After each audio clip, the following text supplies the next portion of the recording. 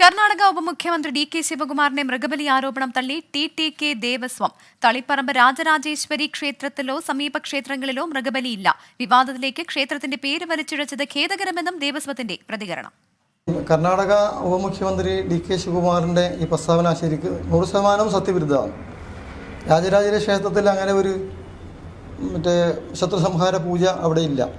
ആ പരിസരത്ത് എവിടെയും അദ്ദേഹം ആരോപിക്കുന്ന പോലെ ഇങ്ങനെ ആടിനെയും പോത്തിനെയൊക്കെ അറുത്തു എന്ന് പറയുന്നതും ശരിക്കും വാസ്തവവിരുദ്ധ. അവിടെ എവിടെയും അങ്ങനെ ഒരു സംഭവം ഇല്ല. നമ്മളത് കൃത്യമായിട്ട് അതിൻ്റെ പരിസന്ദേശം അന്വേഷിച്ചു. അങ്ങനെ ഉണ്ടെങ്കിൽ അത് അറിയാതിരിക്കില്ല. ആരും ഈ ബാഹ്യലോകം അറിയാത്ത ഒരു പരിപാടി നടത്താൻ തളിപ്പറമ്പൊന്നും ഇങ്ങനെ കഴിയില്ല, ഒരു യാഗം നടത്താനൊന്നും കഴിയില്ല.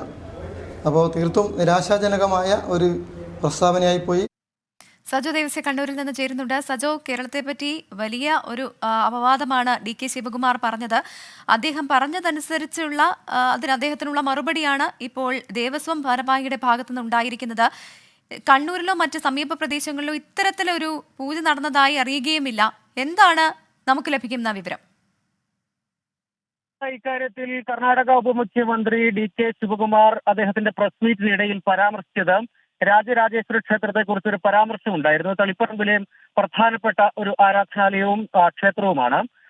ഇപ്പോൾ ഈ വിഷയത്തിലാണ് രാജരാജേശ്വര ക്ഷേത്രത്തിലെ ദേവസ്വം അംഗം തന്നെ പ്രതികരണവുമായി വന്നിരിക്കുന്നത്. അദ്ദേഹം പറയുന്നത് ക്ഷേത്രത്തിന്റെ പേര് മൃഗബലി എന്ന സംബന്ധിച്ച് വലിച്ചിഴച്ചത് വളരെ തെറ്റാണ്. ഏതെങ്കിലും തരത്തിലുള്ള മൃഗബലി ക്ഷേത്രത്തിലോ സമീപ ഇടങ്ങളിലോ എവിടെയും നടക്കുന്നതായി അറിയില്ല.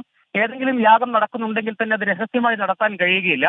ബ്രാഹ്മണ പൂജകൾ മാത്രമാണ് അതായത് തളിപ്പറമ്പ്, തൃച്ചംബരം, കാഞ്ഞിരങ്ങാട് ദേവസ്വത്തിന് കീഴിലുള്ള ക്ഷേത്രങ്ങളിൽ അത്തരം പൂജകളോ മൃഗബലിയോ അങ്ങനെ എന്തെങ്കിലും നടക്കുന്നില്ല.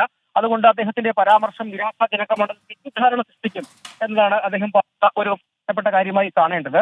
ഇക്കാര്യത്തിൽ അദ്ദേഹം വലിയ തോതിലുള്ള മൃഗബലി നടന്നു എന്ന പരാമർശമാണ് നടത്തുന്നത്. കേരളത്തിലെ കണ്ണൂരിലെ പ്രത്യേകിച്ച് തളിപ്പറമ്പിനോട് സമീപത്താണ്. തളിപ്പറമ്പ്, ഒപ്പം മാടായിക്കാവ് എന്നിവ പരാമർശിക്കുമ്പോഴും എന്നിവ അർത്ഥം വരുന്ന നിലയിലാണ് അദ്ദേഹത്തിന്റെ പരാമർശം ഉണ്ടായത്. പക്ഷേ ആ രൂപത്തിലുള്ള മൃഗബലി ഈ മേഖലയിൽ എവിടെയും നടക്കുന്നില്ല എന്നുകൂടി നിരാകരിക്കുന്നു ദേവസ്വം. ഒപ്പം അത് നാടിനെയും മേഖലയിലെ ക്ഷേത്രങ്ങളെയും ഒക്കെ അപമാനിക്കുന്ന വിധമുള്ള പ്രസ്താവനയായി പോയി എന്ന കുറ്റപ്പെടുത്തലും അവരുടെ പ്രതികരണത്തിലുണ്ട്. സജു ദേവസ്യാണ് വിവരങ്ങൾ നൽകിയത്. വിധി ദിനത്തിൽ 24 മാജിക് ജൂൺ 4 ചൊവ്വാഴ്ച രാവിലെ 5 മണി മുതൽ 24-ൽ.